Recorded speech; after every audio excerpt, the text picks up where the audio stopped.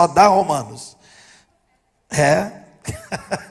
Capítulo 8, tá? Romanos capítulo 8, dos versos 12 ao 17. Está na tela o título do sermão. Olha lá, ó. Evidência do Espírito Santo. Vamos falar junto? Vamos lá? Evidência do Espírito Santo. Então agora vamos ler e os irmãos acompanham, por favor.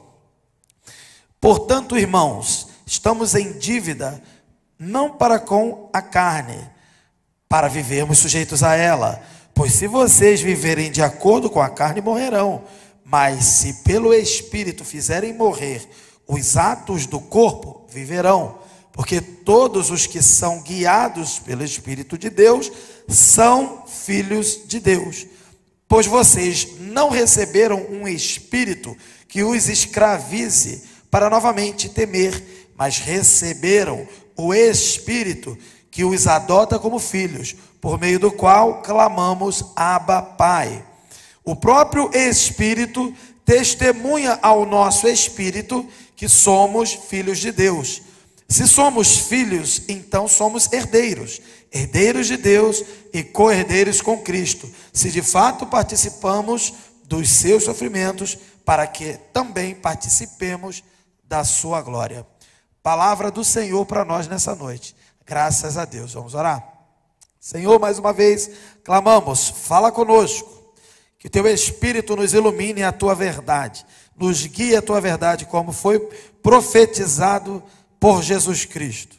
Senhor, que sejamos moldados nessa noite através da tua palavra, para que estejamos alinhados ao teu propósito e que possamos expressar uma vida e um comportamento adequado e que evidenciem a ação do teu Santo Espírito em nós, a redenção em nós, a santidade em nós. Afasta de nós toda distração e que saiamos daqui transformados, no nome de Jesus, amém. Conforme eu falei, o título do sermão é Evidência do Espírito Santo, e esse texto aqui, ele é fundamental, principalmente, eu gosto muito do verso 16, mas também o verso 14, porque às vezes a gente conversa com os jovens, com os adolescentes, com algumas pessoas que são talvez novas na fé, a gente chama de neófito, né? Novo na fé. E essas pessoas que ainda estão aprendendo a ser crente de verdade, né? Estão aprendendo a seguir Jesus. Essas pessoas, elas ficam na dúvida. Será que eu sou de Deus? Será que eu sou filho de Deus? Será que eu fui salvo de verdade? Será que eu só fui lá na frente e senti um arrepio? Porque o pastor toda hora fala que tem um monte de gente que vai lá na frente, sente um arrepio e nada acontece na vida dele. Será que eu faço parte disso? Como eu posso saber? Como eu posso entender que de fato eu tenho o Espírito Santo em mim, de que eu fui regenerado, de que eu passei pela redenção, que Jesus aplicou a redenção dele em mim? Como eu posso saber? Com esse texto. Então anota esse texto para a sua vida. Se você estiver em dúvida se você é de Deus ou não, reflita nesse texto. Visite sermões de pastores que pregam esse texto.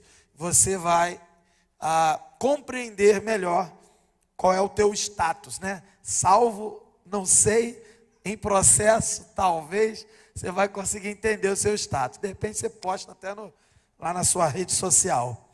Bem, mas vamos do começo para a gente entender. A gente já estava estudando esse capítulo 8.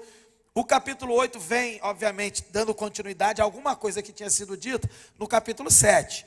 No capítulo 7, o que Paulo estava falando é da luta da carne contra o espírito, e ele reforçou a dificuldade que há em ser ali uma pessoa que está querendo fazer o bem, mas não consegue fazer o mal. De querer obedecer a Deus, não consegue, desobedece. E aí a gente conversou sobre isso e falou que quem está nessa luta, que quem realmente se incomoda com isso, e chega ao ponto de fazer igual Paulo, quem me livrará do corpo dessa morte? Essa pessoa é crente, essa pessoa é serva de Deus, que quer fazer o bem, mas está na luta da carne ali, que está tentando puxar ele, né? Puxar essa pessoa para o mal. Mas essa pessoa é de Deus, ela está se esforçando, buscando em Deus acertar.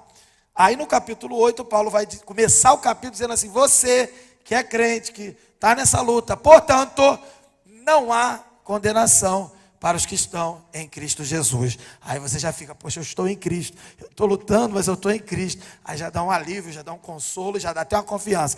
E aí esse capítulo começa a mostrar como é então a vida de quem tem o Espírito. Por mais que esteja em luta, essa pessoa tem vitória. Vitória contra o pecado. A lei do pecado não opera na vida dessa pessoa. O pecado pode até estar presente, porque o pecado está presente no universo. Não é verdade, irmãos? Não está presente no universo? A gente já estudou sobre isso. E pelo fato do pecado estar presente no universo, ele está presente no ser humano, que faz parte desse contexto do universo, na carne do ser humano. Mas nós também temos o Espírito. Então Paulo vai falar nesse capítulo que nós temos o Espírito para nos dar vitória, para nos dar condições de vencer. Na semana passada, a gente falou alguma coisa sobre o Espírito. Eu vou até, me permita voltar, só para a gente dar uma relembrada. Deixa eu abrir minha Bíblia aqui, que eu estava no meu sermão prontinho, bonitinho, mas eu vou voltar aqui na Bíblia, em Romanos 8, antes, um pouquinho, 11, ele diz assim, ele vai falar, quem é dominado pela carne não pode agradar a Deus, a gente falou sobre isso. Aí no capítulo 10, mas se Cristo está em vocês, o corpo está morto. Quer dizer, o corpo está morto no sentido que ele tem o pecado, mas ele não tem o controle sobre você. É você que tem o controle. Entretanto, o Espírito está vivo por causa da justiça. Aí no verso 11, que é anterior, que a gente vai começar a falar agora. Agora, se o Espírito daquele que ressuscitou Jesus dentre os mortos habita em vocês, quer dizer, então vocês são de Deus, se realmente o Espírito está em vocês, aquele que ressuscitou Cristo dentre os mortos também dará vida ao corpo mortal de vocês, por causa do Espírito dele que habita em vocês. Então ele está falando de vida, de vitória contra o pecado e da vitória final no último dia, em que teremos um corpo glorificado. Ele está falando do que a gente cantou, a gente leu o Apocalipse, eis que faço novas as coisas, eis que faço novas, todas as coisas, agora sim. E a gente leu isso, cantou isso, não é isso? A gente cantou que tudo novo para lá, tudo novo para cá, Jesus, tu fazes tudo novo. A gente cantou agora há pouco que Jesus é o alfa e ômega, e ele é o princípio e fim, e é isso que nós almejamos, esse dia em que teremos um corpo que não vai ter mais a presença do pecado. Mas enquanto isso não acontece, nós estamos numa luta em que o Espírito que habita em nós nos dá vitória. Amém? Você crê nisso? Ou está derrotado? Já foi derrotado pelo sono, inclusive, né? Amém, irmão? Acordou. Então vamos lá. Então, primeiro tópico que eu queria conversar com você, põe na tela, por favor, são os dois primeiros versículos que a gente leu, o 12 e o 13. A nova obrigação, viver pelo Espírito. Se o Espírito está conosco, se o Espírito habita em nós e nos ajuda nessa luta contra o pecado, então nós temos capacidade, percebe? E se temos capacidade que vem do Espírito, temos uma obrigação de viver de acordo com o Espírito que está na gente. Não faz sentido você dizer que tem o Espírito dentro de você e não viver de acordo com o que esse Espírito fala. Provavelmente é porque tu não tem Espírito coisa nenhuma, tu está viajando na maionese. Porque quem tem Espírito, o Espírito de Deus dentro de si, essa pessoa, ela ouve o Espírito. Como que eu ouço o Espírito? É uma voz do além? Não, meu irmão. Não, é a palavra de Deus. Quando você lê, e um entendimento de obedecer aquela palavra, e uma vontade e capacidade de fazer isso, que é maior do que a outra vontade da carne de fazer a coisa errada. Deu para entender? Beleza. Então, vamos lá o versículo. Portanto, irmãos, estamos em dívida. Em dívida por quê? Porque agora temos o Espírito. Então, qual é o nosso dever? Já que é dívida, qual é o nosso dever, a nossa obrigação? Viver de acordo com esse Espírito. Estão entendendo? Não temos uma dívida com a carne, porque se tivéssemos uma dívida com a carne, a gente tinha que seguir a lei da carne, que é o pecado. A gente não está mais preso a isso. A gente está preso a outra lei agora, a lei do Espírito, a lei da justiça, que Paulo falou. Então nós temos um dever de seguir o padrão do Espírito. É isso que Paulo está falando aqui. Então uma nova obrigação. E no outro verso, ele vai dizer assim, pois se vocês viverem, o verso 13, de acordo com a carne, morrerão, obviamente, a gente já sabe disso. Mas se pelo Espírito fizerem morrer, olha só, Lá no Velho Testamento, a gente conhece uma passagem que diz assim: não é por força nem por violência, mas pelo Espírito de Deus. Amém? Como que eu e você vamos vencer o pecado e a carne? Buscando mais carne, se comportando igual às pessoas que estão na carne, ou se afastando disso e buscando viver com o Espírito? Pelo Espírito. É pelo Espírito. Então veja, esse versículo 13, vocês, vou ler de novo, se vocês viverem de acordo com a carne, vão morrer. Daí só vai evidenciar que a carne manda em vocês. Não tem Espírito de Deus aí.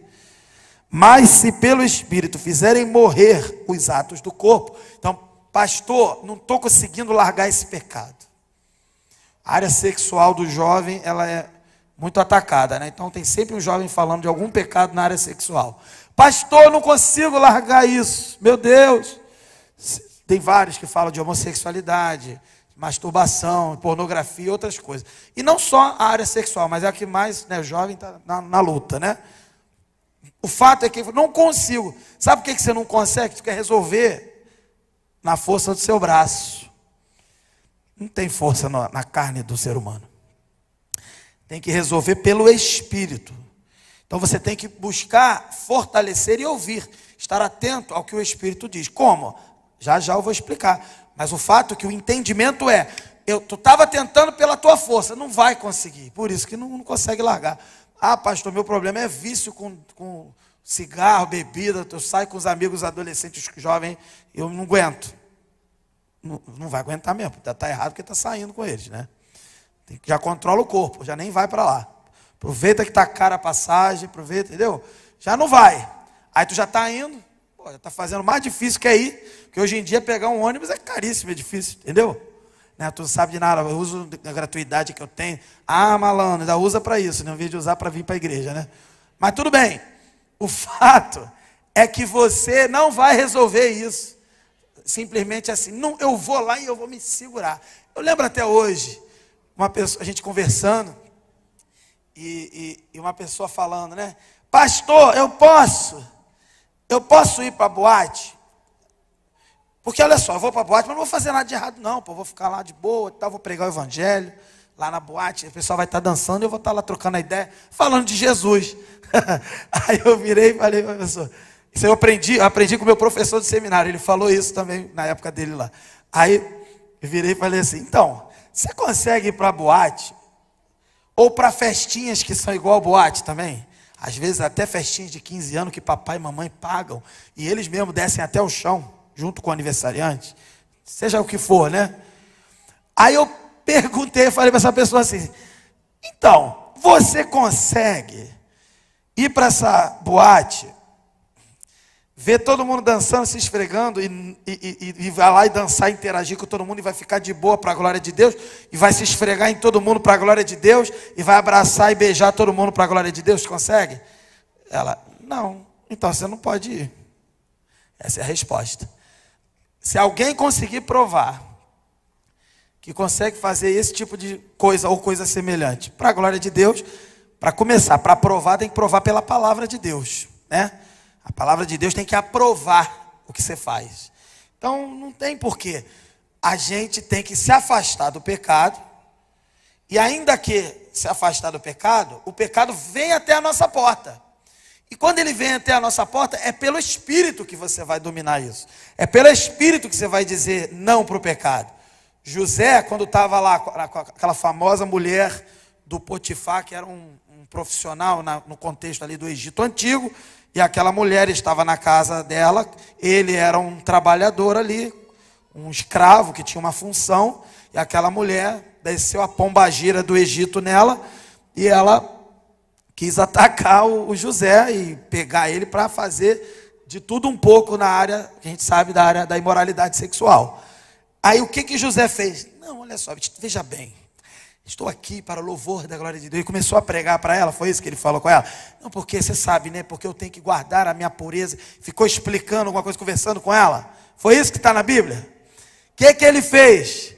Igual o pastor Carlos fala assim, saiu vazado. Pastor Carlos, ele vazou e caiu fora, entendeu? Saiu correndo e a mulher estava querendo tanto que segurou.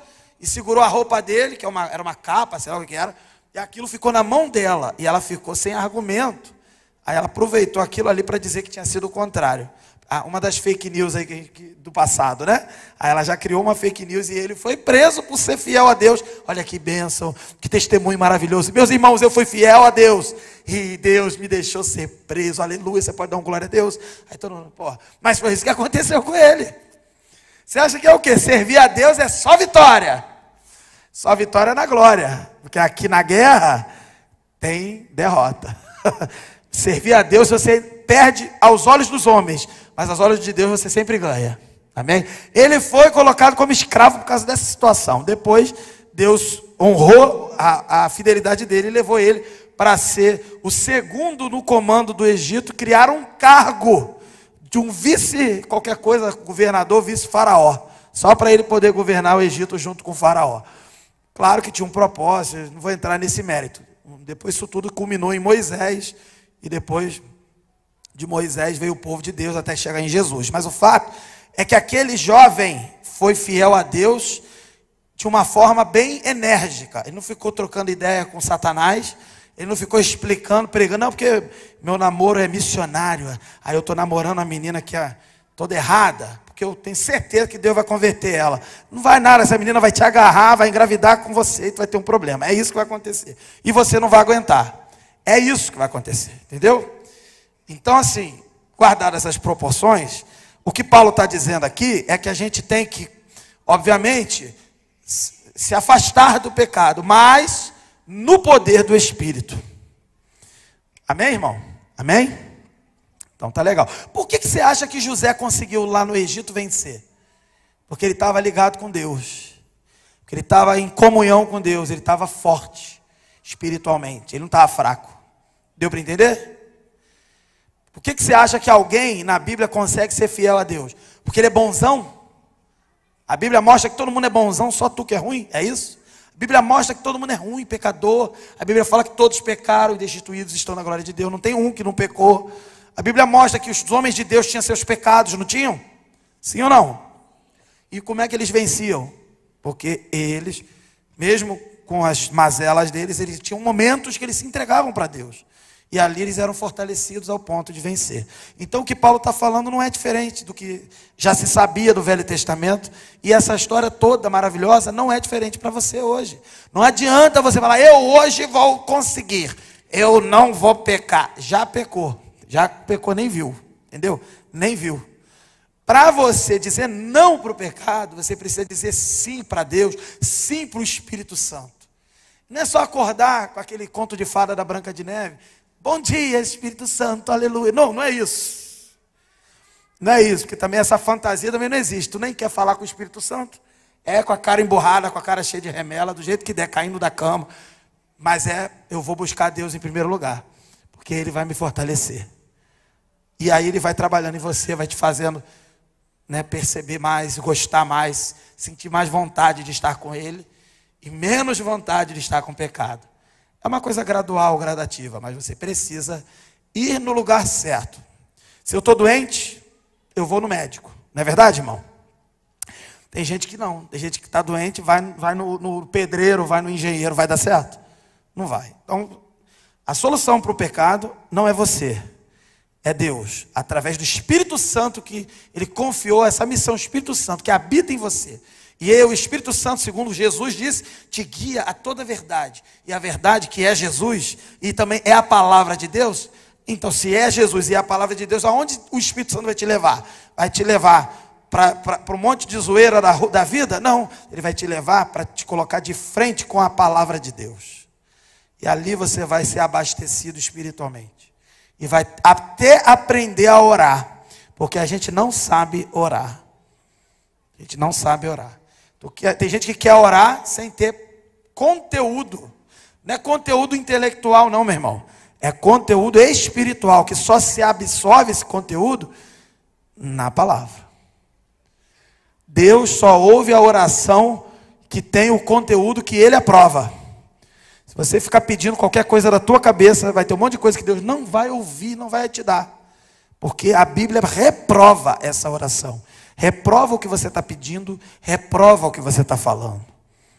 Então a gente precisa buscar o Senhor, ao ponto de aprender até falar com Ele. Porque se falar errado, Ele não vai te ouvir. Não vai te ouvir. Então, meu irmão, o que eu posso dizer aqui é, temos uma obrigação, uma nova obrigação, viver pelo Espírito. Se não for pelo Espírito, não é por nada, vai dar ruim. É a Bíblia toda falando o tempo inteiro, não é pela força, é pelo Espírito. Segundo ponto, se é pelo Espírito, Ele vai fazer o que com você? Vai te guiar. Então nós somos guiados pelo Espírito. Quando você é guiado pelo Espírito, isso é uma evidência, que é um ponto central do nosso sermão, do nosso título.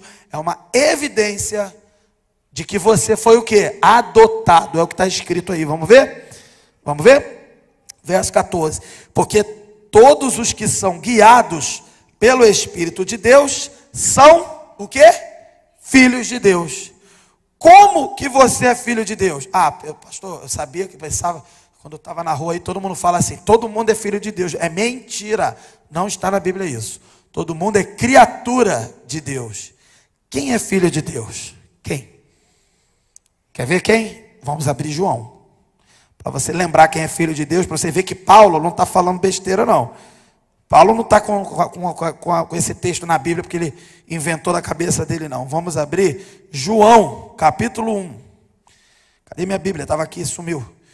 Tiraram o João da minha Bíblia, hein? Deixa eu botar aqui. João, aqui. João, capítulo 1. Aquele texto conhecido, no princípio era a palavra, o verbo, né? E a palavra estava com Deus, né? E a palavra era Deus, está falando de Jesus. Aquele que era a palavra estava com Deus no princípio. Todas as coisas foram feitas por intermédio dele, sem ele nada do que existe teria sido feito. Nele estava a vida e esta era a luz dos homens, Jesus. A luz brilha nas trevas e as trevas não a derrotaram. Aleluia, isso aqui é Jesus. Glória a Deus. Aí vai falar de João Batista, aí vai passar um pouquinho. E aí continua. Aquele que é a palavra, verso 10. Estava no mundo e o mundo foi feito por intermédio dele, mas o mundo não o conheceu. Veio para o que era seu, mas os seus não receberam. Aí vem o verso 12. Vou repetir o 11. Veio para o que era seu, mas os seus não receberam. Aí vem o 12. Contudo, há uma adversativa aí. Entretanto, apesar de não terem recebido, olha só, aos que o receberam, aos que creram no seu nome. Aí eu pergunto, sem continuar para ver o final. Espera o final, para o final do filme. Até aqui, aos que o receberam, aos que creram no seu nome. Você recebeu Jesus? Amém? Você creu no nome de Jesus? Amém? Então está falando de quem? De você, de nós. Amém? Aos que o receberam, aos que creram no seu nome, deu-lhes a autoridade. Então vocês têm o quê? Autoridade. De quê? Ou poder, em outra tradução. Poder também. De se tornarem filhos de Deus. Se é aos que creram e o receberam que tem esse poder, essa autoridade para se tornar filho de Deus, significa que quem não creu, não recebeu, não é filho de Deus, não é verdade? Não é. E por isso que Jesus, em João 3, conversando lá com Nicodemos e tendo vários momentos ali naquele capítulo, ele vai dizer que quem crê no Filho será salvo e quem não crê já está condenado. Não é filho de Deus. Então quem é filho de Deus? Quem creu em Jesus. Quem creu no nome dele. Amém? Então quando Paulo chega aqui e fala assim, porque todos os que são guiados pelo Espírito de Deus são filhos de Deus, está deixando claro que quem é filho de Deus é guiado pelo Espírito de Deus, não é todo mundo. Não é o mundo todo, não, o mundo todo, todos pecaram. Quer falar do mundo todo? Até você, inclusive, todos pecaram. Agora, não é todo mundo que é filho de Deus. Quem é filho de Deus? Quem creu no nome de Jesus, quem recebeu Jesus. E aqui, por esse texto de Paulo, versículo 14, por quem é guiado pelo Espírito de Deus. Então, se você, no primeiro ponto, entendeu que você tem uma nova obrigação de viver pelo Espírito, Significa que, já no segundo ponto, você vai viver guiado por esse Espírito, amém? Quem aqui já teve alguma experiência na vida, não precisa contar agora, não dá tempo, mas que você, só levantando a mão para eu saber, você percebeu que foi o Espírito Santo que te guiou? Levanta a mão. Amém. Então a gente não está falando para doido aqui, né? Glória a Deus. Está falando para gente que confia no Espírito Santo, que tem experiência com o Espírito Santo. É Ele que guia você. E quando Ele guia você, isso é uma evidência para você em primeiro lugar. E para quem está vendo que é o Espírito de Deus na sua vida. Uma evidência de que você é filho dele. Amém? Então está na dúvida? Lembra do dia que o Espírito Santo te guiou? Tire a dúvida agora. Você é filho de Deus, porque o Espírito Santo te guia. Amém? Glória a Deus. Terceiro ponto. Quando nós somos guiados pelo Filho de Deus e entendemos que somos filhos de Deus, nós temos essa segurança de que fomos adotados como filhos. Segurança da adoção, ao ponto da gente falar com Deus com intimidade, como está no texto, Abba Pai, ou seja, paizinho, ou uma linguagem bem carinhosa e íntima, né? Papai, paizinho, coisa desse tipo. Então vou ver o texto aqui, verso 15. Pois vocês não receberam um espírito. Repare a palavra espírito aí. Maiúsculo ou minúsculo que está, para te ajudar na interpretação.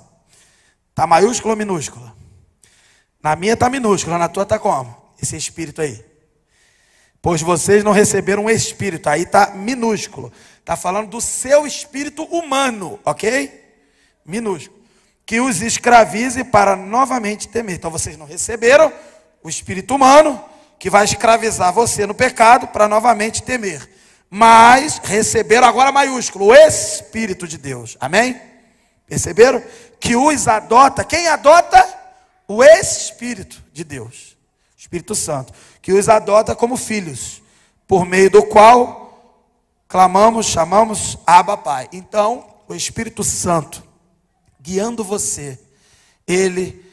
Você que recebeu o Espírito de Deus, você agora é adotado por esse Espírito para ter intimidade com Deus. Por isso que Hebreus vai dizer assim, depois de tanta coisa de Hebreus vai dizer assim, portanto, entremos com ousadia no Santo dos Santos. O pessoal dos neopentecostais viaja um pouco. Estou falando dos pentecostais, estou falando dos neopentecostais. Ah, pastor, não sei quem são. Também não vou contar agora, não dá tempo. Mas assim, os neopentecostais, que eu já tive contato com eles, viajam um pouco. Quando lê esse tipo de texto, entrar no Santo dos Santos com ousadia. Aí os caras entram cantando, marchando. Vamos entrar no Santo dos Santos. Tem nada disso. Entrar no Santo dos Santos com ousadia é isso aqui, Abba Pai. É você ser adotado como filho e ter intimidade com o seu pai. Mas como é que se lida com um pai? Com desrespeito? Falta de reverência? Com gratidão? Com intimidade, porque ele é seu pai? Mas com gratidão. Até porque, inclusive, nós fomos adotados. Não é verdade? Agora, já que falamos de adoção, só para lembrar vocês, Jesus também foi adotado pelo Deus Pai? Não. Nós somos adotados por Deus Pai. Jesus foi adotado por quem? Por nenhum Deus, por um homem que era o pai dele na terra. Quem? José. E sabia que ele herda o trono de Davi? Ele é o herdeiro do trono de Davi, a gente sabe, e é através de José. Então ele é herdeiro de um trono que nunca terá fim, segundo a profecia, por meio de uma adoção. Para você lembrar que da mesma forma, a sua herança, que é por meio de adoção, ela é legítima. Ninguém vai tomar. O reino de Jesus, que não terá fim, é uma linhagem adotiva. E você tem um reino, tem uma herança que não terá fim também. E é por adoção. Se Jesus vai ter algo eterno por adoção, pode confiar que essa adoção que você foi alvo, através do Espírito Santo, é uma adoção que ninguém nunca vai tomar, que ninguém nunca vai cancelar, ninguém nunca vai te deserdar, porque quem fez isso não volta atrás, é Deus. Amém? Bem, então esse versículo nos mostra isso, segurança. Você se sente seguro por saber que é filho de Deus? E não é o que o pessoal fala por aí, é dessa forma que a gente está conversando aqui. Quem se sente seguro por saber disso, levanta a mão. Glória a Deus. Quem confia no Espírito Santo, diz amém. Quem confia em Deus como seu pai, diz amém. Glória a Deus. Ah, você não sabe, pastor, eu tive problema com meu pai. Qual? Que está no céu? Não, o da terra. Então, mas os da terra dão errado mesmo. Dão errado mesmo. Ah, mas tu não sabe de nada, meu pai me abusou. Existe esse tipo de situação, não é verdade, irmãos? E como é que faz? Eu não consigo entender a beleza de uma paternidade quando eu penso no meu pai que me abusou. Como é que eu faço? Faça as coisas pelo Espírito. Se você olhar para a carne, o seu pai que é da carne, ele não fez talvez quase nada de bom, apesar de ainda ser seu pai e merecer algum respeito porque ainda é seu pai. Agora, realmente, você nesse caso, alguns passam por isso. Não tiveram uma oportunidade nem de ter pai, tem gente que é órfão, né? Como é que eu consigo amar a Deus como pai? Na medida que você se permite ser guiado pelo Espírito. Se você é cheio do Espírito e guiado pelo Espírito, você não precisa aprender o que é um pai com um ser humano. Você aprende com ele, que é o pai perfeito. Você aprende pela fé e sente isso em todo o seu corpo, no espírito e também na pele, se preciso for. Não precisa se desesperar. Pastor, eu fico meio assim quando a Bíblia fala de paternidade, porque eu não tive um pai para dar certo essa história. Eu falei, você não teve esse pai, mas você tem um pai perfeito. Eu não consigo me abrir para ele. Ah, consegue, irmão. É pelo Espírito, não é pela carne. Não é pela força do braço. É que você está tentando pelo Espírito. Eu queria vencer esse trauma. Vencer traumas são outras questões. Mas você não precisa estar totalmente restaurado de uma mágoa, de uma tristeza, para buscar o seu Pai Celestial. Ele está aqui. O Espírito Santo habita em você. Ele já te adotou. É só você se permitir buscá-lo na palavra e deixar o Espírito falar ao seu coração. Não tente comparar seres humanos com Deus, pelo amor de Deus. Pelo amor de Deus, Deus. Eu lembro de um irmão que orava assim, pelo amor de Deus, no meio da oração ele, pelo amor de Deus, Deus, salva, ajuda. Então, mas é verdade, pelo amor de Deus, Deus. Irmão, é o seguinte, o seu trauma, a sua luta com um pai que não deu certo, ela só te empurra para o pai que dá certo. Não tenha dúvida disso. Procure o único pai que vale a pena. É o Pai Celestial. Através de Jesus Cristo. E vivendo a presença do Espírito Santo em você. Que guia a se relacionar com esse pai. Mas, para não dizer que eu não falei, se você quiser conversar com mais detalhes sobre isso, sobre a sua situação de paternidade e tudo mais, para a gente ajudar, eu posso te ajudar na palavra e outros irmãos aqui também. Mas o mais importante, não compare as suas decepções com Deus. Deus é perfeito. Deus não decepciona. Quem decepciona é o ser humano. Tem gente que, por exemplo, fala mal do casamento. Eu não acredito no casamento. A gente fala isso. Porque meu pai e minha mãe deram errado no casamento. O problema é que eles deram errado. O casamento é de Deus. O casamento é bom. Deus falou que é muito bom, lá em Gênesis. O que eu posso fazer se deu errado na vida de alguém? Posso buscar no Senhor como fazer dar certo.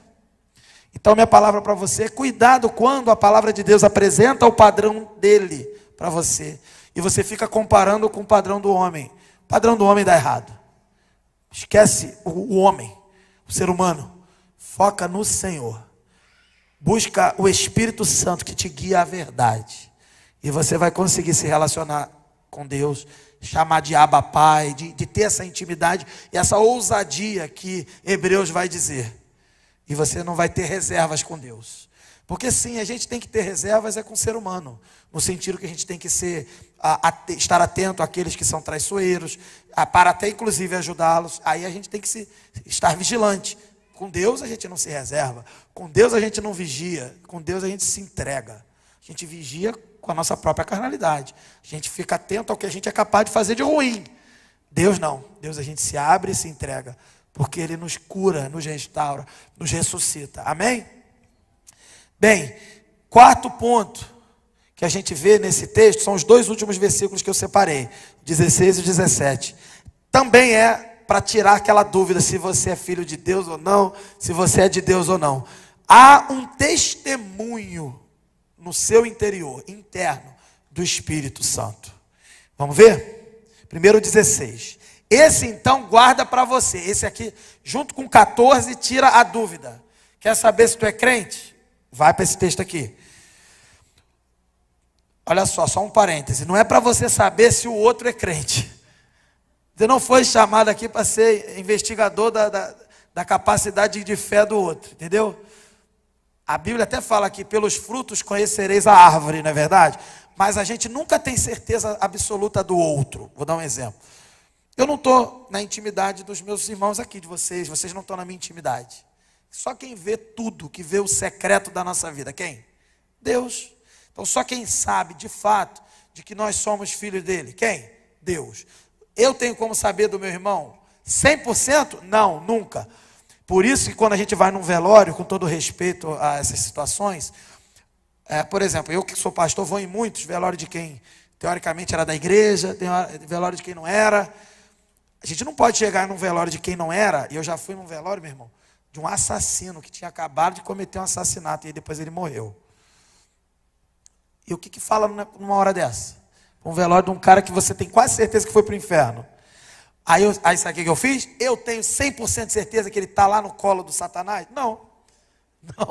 A vontade que eu quero é que ele vá para lá, inclusive. Porque ele é um assassino, não é verdade? Dá vontade, fecha esse caixão, acaba esse enterro, que ele é um endemoniado que vai para o inferno mesmo, acabou, tchau. Dá vontade de fazer isso. Mas até esse cara, estou exagerando bem, tem um cara como esse, nós não sabemos o último fôlego de vida, quem sabe é Deus. Vocês estão entendendo? Então a gente não vai ficar elogiando que grande homem, não foi um grande homem, entendeu? Foi um assassino. Mas a gente vai falar que Jesus Cristo está aí para salvar quem crê em Jesus e pregar e tal. E nunca condenar a pessoa ao inferno. Quem condena é quem, gente? É Deus. Não é você, não sou eu. A gente prega. A gente prega o que Jesus pregou. Jesus pregou, quem crê no Filho será salvo, quem não crê será condenado. Provavelmente eu acho que ele está no inferno. Mas não vou ficar falando, provavelmente ele está no inferno, acabou. Não. A gente não sabe. É isso que eu quero que você entenda. A gente não tem que ficar tomando conta da vida do outro. A gente não sabe. Mas a gente pode avaliar. Por exemplo, o irmão Jefferson, a Tamila, os líderes aqui, eles têm testemunho. Um testemunho de que são de Deus, não é verdade, irmãos? Amém? E a gente tem que uma boa vontade, porque vê fruto coerente com a árvore que é Jesus. Amém, irmãos? Amém. Mas ainda assim, pode ser aquele irmão mais maravilhoso. Aí a gente vai no velório de um irmão desse, a gente fala, glória a Deus, nós temos certeza que um homem que teve uma vida dessa é de Deus. É uma certeza minha, mas não é 100%. Só quem é 100% é Deus. Amém? Estão entendendo? Por que eu estou falando isso? Porque tem só uma forma de ter 100% de certeza. Não é sobre a vida do outro. 100% de certeza é só sobre você mesmo. Você pode, pela Escritura, ter 100% de certeza da sua, não da do outro, da sua salvação.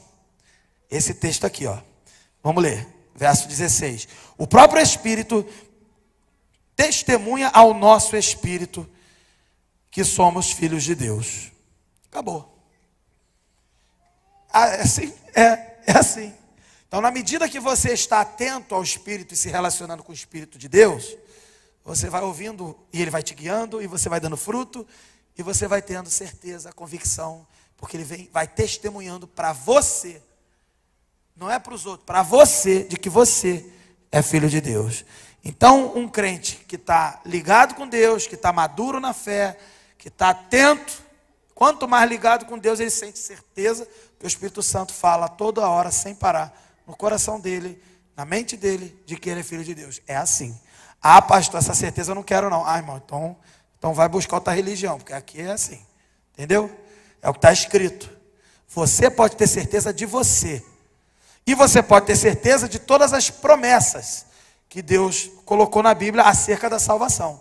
Você pode crer naquelas promessas, porque quem falou é fiel para cumprir, não é verdade, irmão? E a palavra de Deus é totalmente confiável, porque ela é de quem? De Deus, tá? Mas esse é o versículo. O Espírito, o próprio Espírito, testemunha ao nosso Espírito de que somos filhos de Deus. E aí o último versículo para a gente terminar o nosso sermão, aí Paulo vai continuar dizendo assim, então, se já entendemos como somos filhos, né? Como podemos compreender pelo Espírito que somos filhos, aí ele vai dizer assim no 17, se somos filhos, então somos herdeiros. Aí ele começa a fazer, eu gosto quando Paulo faz isso, porque eu sou da matemática. Ele vai fazendo o se então que tem na matemática. A causa e a consequência o tempo inteiro. É muito legal, eu gosto. Aí Paulo está aqui, ó. Se somos filhos, então somos herdeiros. Herdeiros de Deus e co-herdeiros com Cristo. Se, de fato, participamos dos seus sofrimentos, para que também participemos da sua glória. É muito legal. Paulo é muito matemático, eu gosto. Muito impressionante. Pô, pastor, não estou vendo número nenhum aqui, mas é porque existem outros níveis de matemática que a gente pode conversar depois. Mas o fato é que não deixa dúvida, ele demonstra aqui, de novo, ó, se somos filhos, então somos o quê? Herdeiros, nós temos uma herança que ninguém vai tomar. Glória a Deus por isso, amém? Você tem uma herança, herdeiros de Deus e co-herdeiros com Cristo. Por que co-herdeiros com Cristo? Porque Cristo é o primeiro herdeiro. Enquanto homem, enquanto ele se manifestou como homem e viveu essa vida de obediência e morreu e tal, ressuscitou, ele é homem, sempre será homem. Ele é Deus, mas sempre será homem. E como homem, ele tem herança. E ele é o primeiro, ele vai dizer que ele é o primogênito de muitos irmãos. Quem são os irmãos? Nós, os adotados. Glória a Deus. Jesus não é adotado, é adotado por José. Mas nós somos os adotados. Ele veio buscar a gente no orfanato aqui desse mundo, entendeu? Ele veio tirar a gente daqui.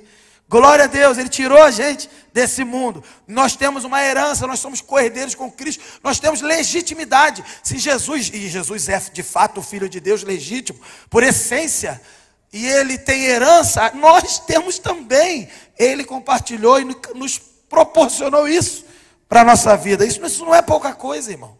Isso é muita coisa. Isso é glória. Você pode dar um glória a Deus?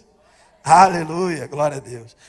E aí, então, se somos, então, co-herdeiros com Cristo, se de fato, aí olha o que ele vai falar.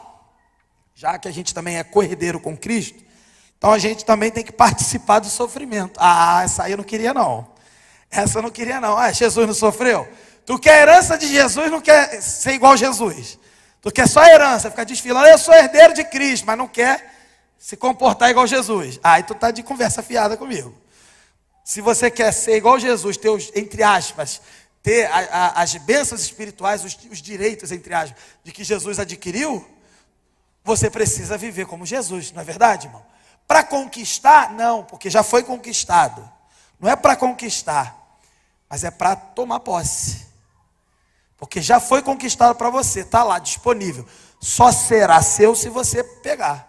Como que eu pego? Sendo igual a Jesus. Como que eu acesso às bênçãos espirituais prometidas em Efésios, que fazem parte dessa herança? Se eu agir e viver pelo Espírito como Jesus viveu pelo Espírito. Ser como Jesus. No sofrimento, Paulo vai dizer aqui, ó, também. Aí ele vai dizer, então, se de fato participamos dos seus sofrimentos, não é morrer na cruz para conquistar nada, que Jesus já morreu na cruz, mas é carregar uma cruz, imitar Jesus. Ele já conquistou, porque a cruz que Jesus carregou, ninguém podia carregar. Ninguém podia se habilitar, ninguém satisfaria as condições necessárias para se conquistar a herança, ninguém, só Jesus.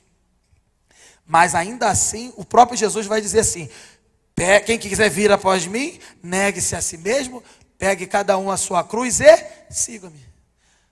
Então nós temos que participar do sofrimento de Jesus. E assim nós acessamos as benesses, as heranças, a herança, as bênçãos espirituais que já foram conquistadas por Jesus na cruz. Amém? Eu ouvi um amém? Eu ouvi um glória a Deus? Olha, hoje eu estou pentecostal, aleluia.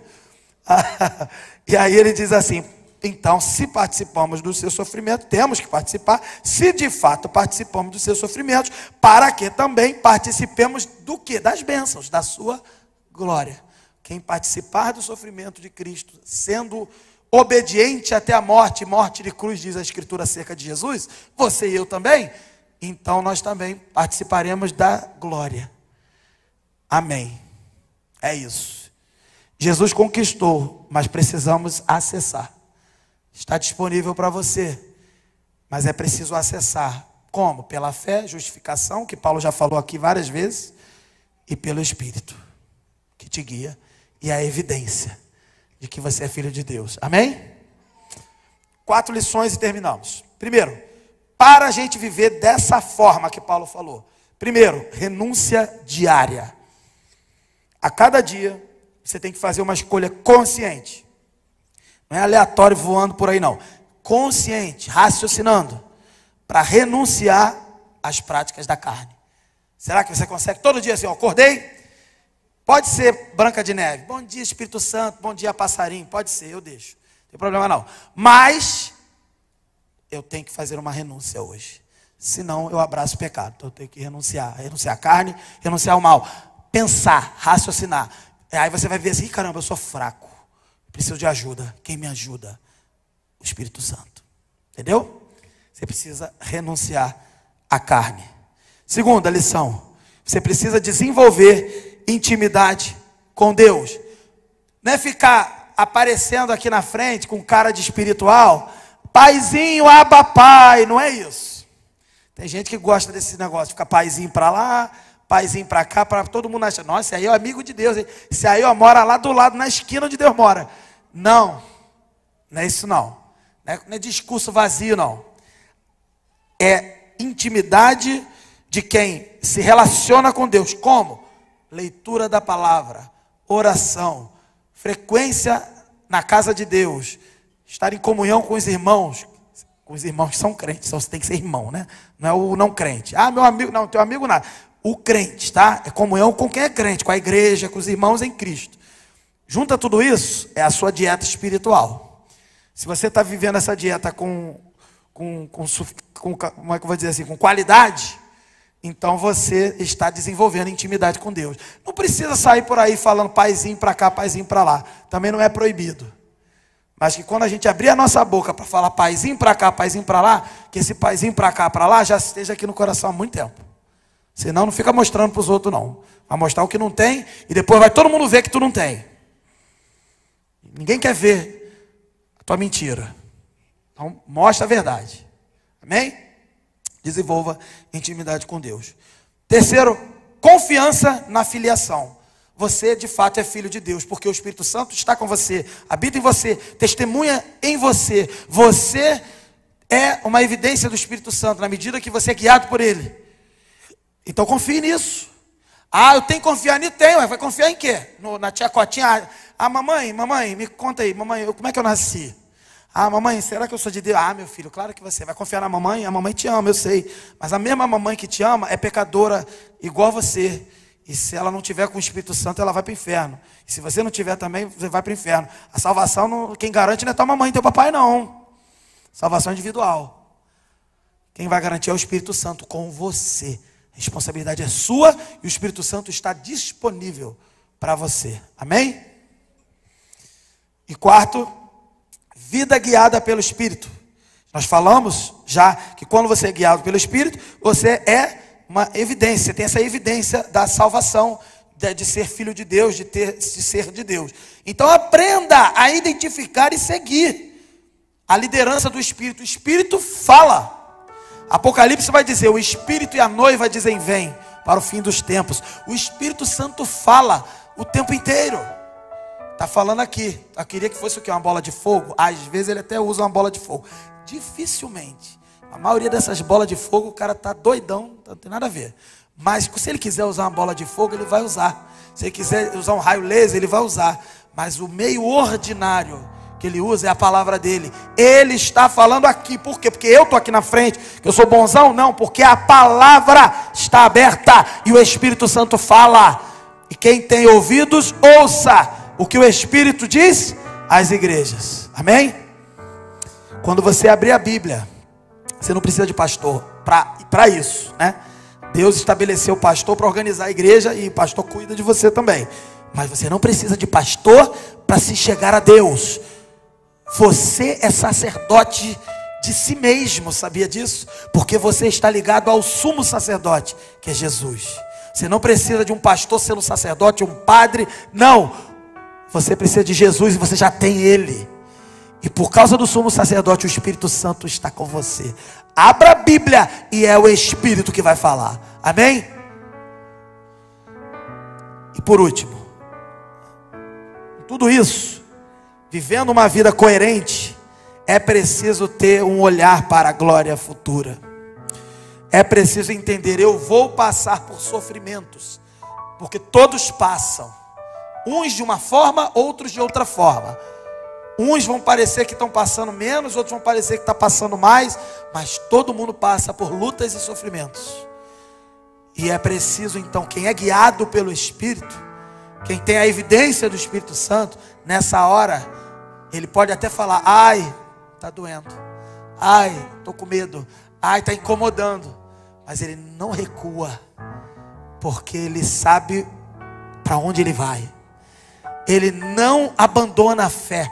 Ele não retrocede na caminhada, porque ele olha para a glória futura. Ele fala assim: eu vou participar do sofrimento de Jesus, porque fazendo isso, eu estou acessando também a herança e o refrigério e a glória que Jesus também conquistou. Não vou andar para trás. Não ande para trás. Eu sei que o sofrimento pega todo mundo. Eu sei até que o jovem, o adolescente, ele passa por lutas. Uns passam por coisas gravíssimas, é verdade. Outros passam por coisas normais da vida. Mas eu entendo você. Você não é mais velho, você ainda é novo. E essa situação que você está passando, se eu olhar, eu vou achar bobo. Eu já passei, isso é tranquilo, porque eu já passei por isso. Mas eu queria dizer que eu entendo que você está na idade de sentir dificuldade com isso. É como um filho.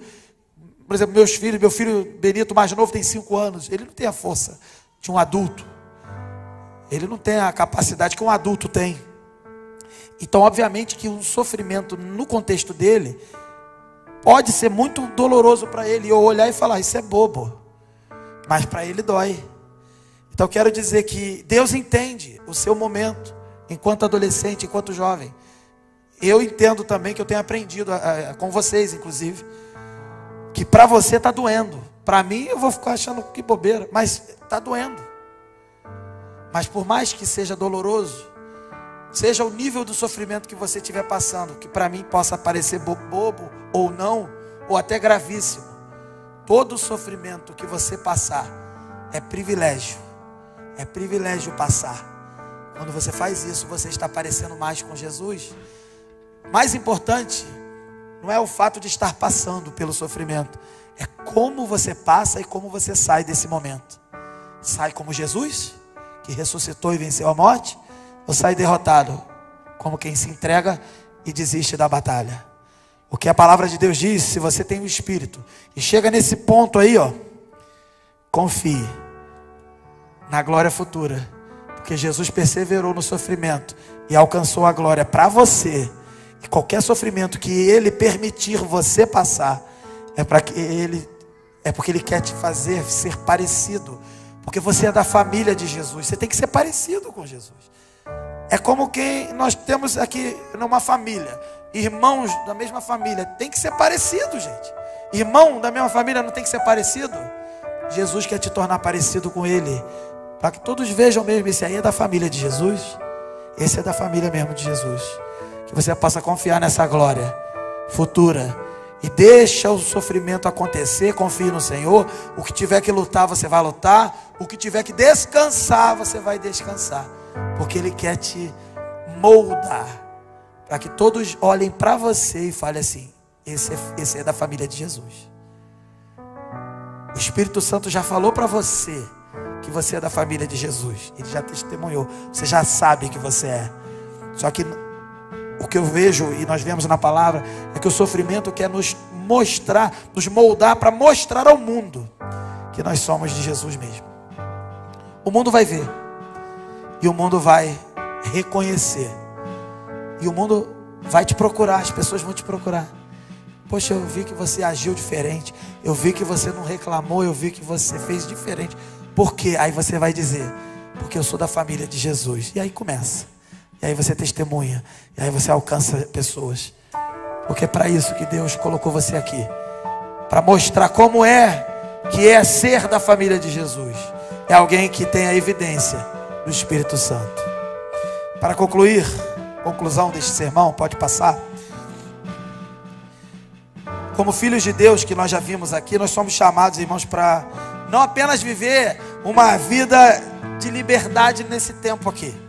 É uma liberdade que transcende o tempo, que vai até a eternidade. É uma liberdade que até para alguns pode parecer que não é tão livre assim, mas é a verdadeira liberdade. É a liberdade que você desconfia, que você não é capaz de conseguir dizer não para o pecado, mas aí você vai lá e busca o Espírito Santo e ele te faz vencer. Essa é a verdadeira liberdade. É para uma eternidade da glória de Deus. A garantia do Espírito Santo nos nossos corações, queridos, é uma promessa de que a sua jornada, a nossa jornada, nossa caminhada nesse mundo, ela está firme, ancorada na esperança celestial. Se alguém não crente aqui ou na internet, eu convido você a experimentar isso, essa liberdade no Espírito. Receba esse convite e receba Jesus Cristo na sua vida. Creia nele e seja liberto e venha fazer parte da família de Jesus. Para você que é cristão, a maioria que é, obviamente, você não se esqueça do seu chamado. Seu chamado não é só para quem é missionário lá na África. Não. O chamado de todo cristão é viver pelo Espírito. E pelo Espírito, com seu testemunho, alcançar outras pessoas. Que essa verdade entre no seu e no meu coração e nos renove todos os dias. Todos os dias, queridos. Renovar a nossa mente, nos fortalecer o nosso espírito, o nosso coração. E à medida que a gente for se aprofundando na intimidade com Deus, no conhecimento dele, na experiência com ele, que o nosso Deus maravilhoso, que é o nosso Abba Pai, ele possa nos derramar todos os dias do seu amor, da sua presença e nos transformar até o dia que todos nós seremos perfeitos. E que até esse dia se cumprir, que para tanto, o Senhor nos abençoe. Vamos orar? Vamos ficar de pé?